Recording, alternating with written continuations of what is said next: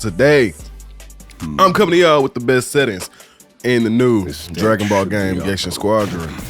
So look, first of all, if you don't know where the settings is at, they're on the top left, right here. So click the three lines, right on the top left, boom, pow.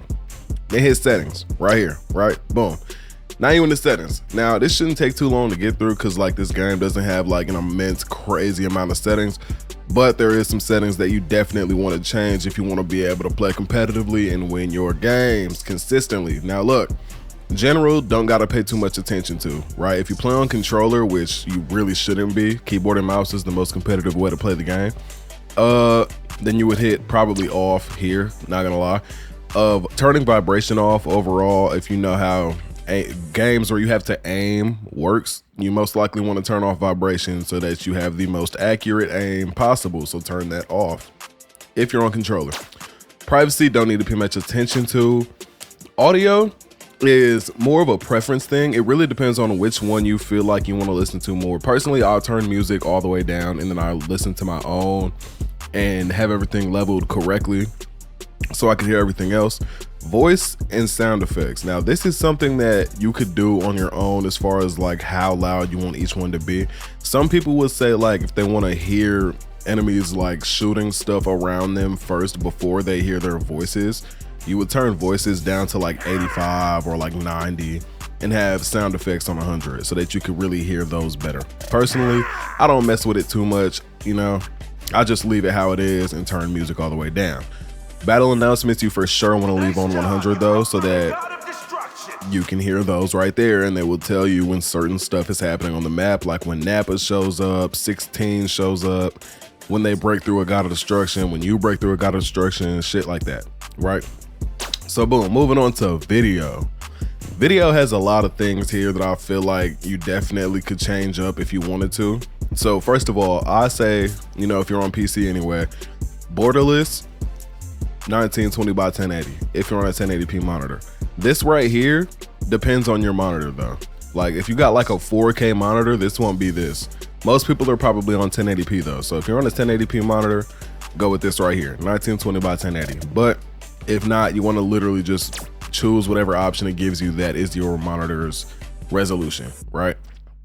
Now, brightness, I just leave the same, but your monitors might be a little different as far as like how the bright they are, or like if you change the settings within the monitor, you might want to either change those back or play with this setting right here. Now screen shake, this one right here, I say turn off, right? Screen shake overall could mess up your aim. It could mess up your vision as far as like what you're seeing on the map and what you're seeing like in your actual like right in front of you. Like it could mess up all of that, right? So personally, I say turn this off, and that's just kind of a given. Like usually camera shake and screen shake and stuff like that, you don't really want on in a game where you're having to aim, right? Now, emphasis outlines, I 100% say turn this on, right? This will help you like, what's the word I'm looking for? This will help you see your enemies quicker. Not only that, like your teammates as well, but this will help you see your enemies quicker. As you can see, it says display outlines around certain characters. So if you want to be able to see people easier, you definitely can throw this on. Enhanced color clarity, I turn this off. I just like, or I leave this off. I don't play with this. I just leave it how it is. But now you can get into colors for each and every type of person in the game. Your color, you could have a certain color. Allies colors, you know, you could change that. You could change enemy team's colors and the NPCs and bosses colors.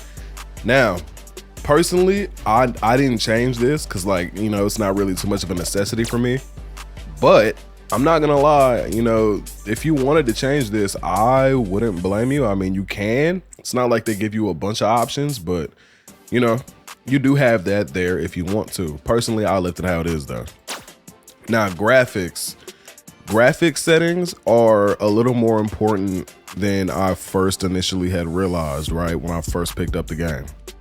So I personally recommend, if you're on PC, 100%, you want to turn your frame rate. If your PC can handle it, turn your frame rate as high as you can. Now, it might sound crazy.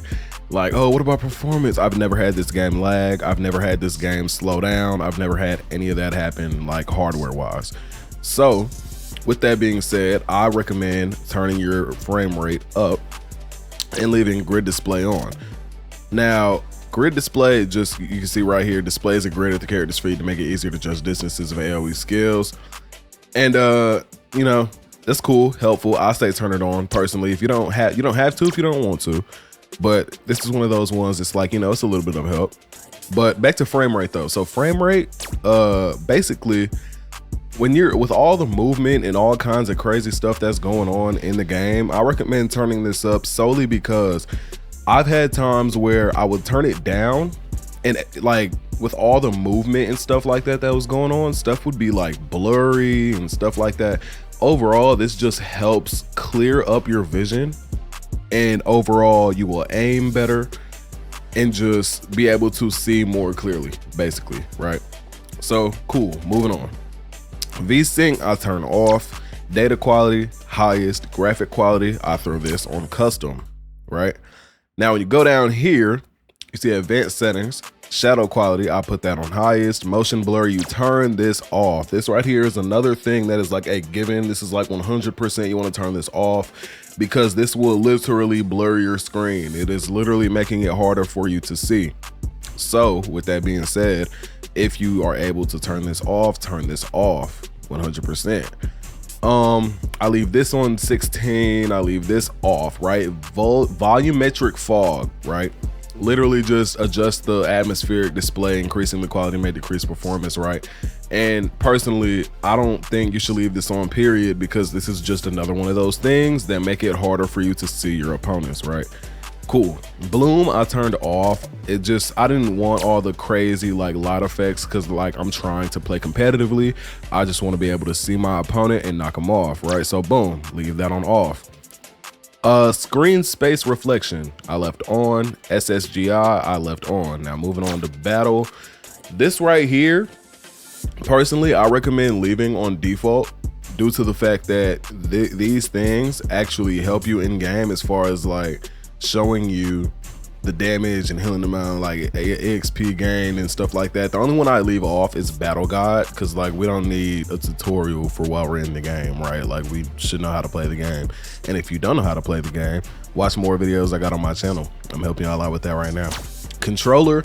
Now this is the thing, between controller and keyboard and mouse, if I have to be completely honest with y'all, I would not recommend you play this game on controller at all whatsoever, ever. Right?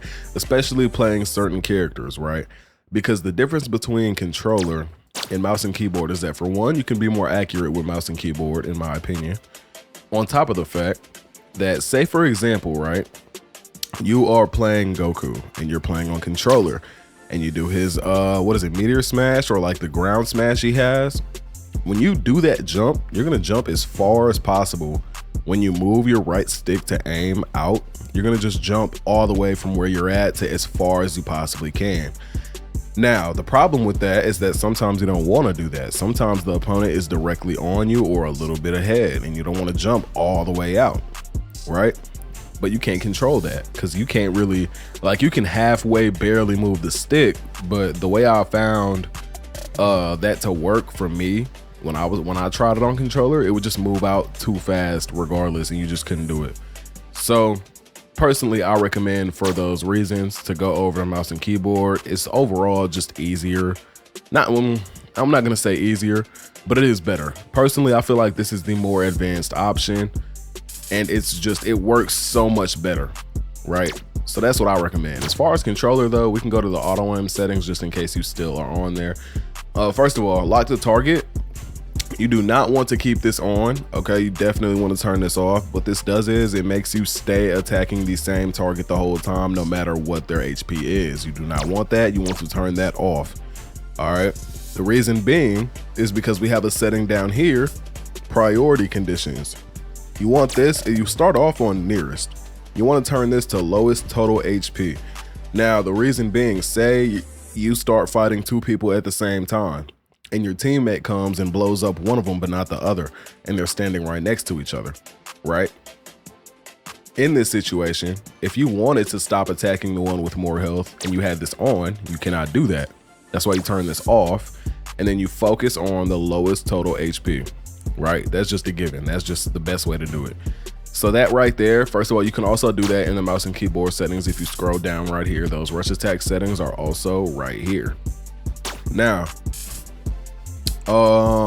semi-auto, leave that off. Prioritize all except enemy NPCs. You will leave this on. What this will do is this will help you attack actual players if NPCs are in the way. 9 times out of 10, you will end up in a situation where you're fighting and there's an NPC in the way. You do not want to start focusing that NPC instead of your actual opponent. That's a given, right? So boom, moving on.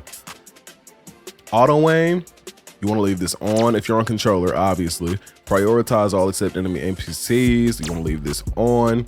Priority conditions, you want to turn this to lowest total HP. Active during skill input, definitely want to leave that on. Aim target display, during battle you can display the aim target and select which targets to prioritize. I will turn that on. Directional movement skills, you 100% want to turn this on because this will allow you to actually move in a certain direction and like apply that to like where you're aiming at, right? So then you move down. Aim assist settings, you do not want that off. I'm not gonna lie, personally, I would go with sticky assist, right? Now, your aim assist settings really just kind of go to how you are as a player, I would say. If you want to try some of these out and change some of these from what it already is, you can do that. Would I do it? Maybe a little bit, but I wouldn't change too much. All right, so when you're playing with aim assist, you want to be careful because you can easily make it worse and not understand like that you made it worse. So personally, I would just leave it on sticky assist and move along. Now, all these right here is just simple stuff. I wouldn't change any of that. Camera stuff you don't really even need because like when do you ever actually use your camera? Like you don't move a camera ever. So I just leave stuff like this down or how it is. Move down, customize buttons, like user manually selects the display pattern for button icons. And I mean, you can do that, but like, you know, no reason really to. Control settings, all of this you could leave how it is on controller. I wouldn't lie, I feel like on controller all of this is decent, but then we move on to mouse and keyboard, right? The meat and potatoes, the real stuff right here. Now look, we're gonna move straight down to directional vanishing step. You want to leave this on 100% because if you do not, you will just vanishing step in a certain direction and not be able to actually like go where you want to go by just inputting that direction, which is kind of ass. So you want to leave that on. You do not want to touch double input vanishing step. You want to leave that off because you want to be able to do it as soon as possible. You do not want to have to do that 2 times in a row to get that off. That's just kind of like, you know, takes longer. Rush attack settings, once again, lock to target, you want off. Prioritize all except enemy NPCs, you want to leave on. Priority conditions, lowest total HP. Rush attack hold on. Personally, I would not want to toggle my rush attack. If that fits you, if that suits you, go ahead, turn that off. But most people are probably going to want to hold for that, right? And then you move down.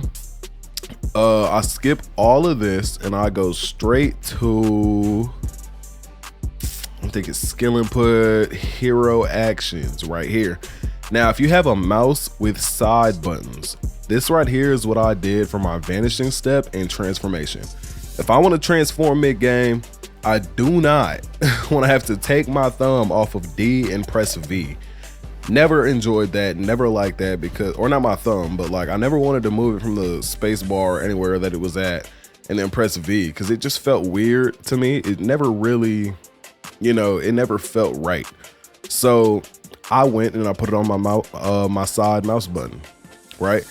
There are other things you could put on your side mouse buttons. Like for example, they have communication down here, right? Like if you want to say use location ping or danger ping, like you can switch these to or even clicking in your mouse wheel, right? So like here, I could say if I wanted to have a danger ping, like, okay, I can switch this to my mouse wheel, right? So boom. Just like that, you now have a danger ping on a different button than some random button on the keyboard. So you don't have to move your left hand at all whatsoever when you're trying to do that, which is solid. But with that will end off our settings guide. If you appreciated the content, if you appreciate the video, man, like up the video. If it helped you, like the video. Not gonna lie to you, I got all kinds of more tutorials coming soon on this game. I got a lot already up on my channel. If you have not seen them, go see them. That being said, y'all have a great day, and I'm gonna catch y'all later on stream. I'm streaming the game right now. Go pull up. Peace.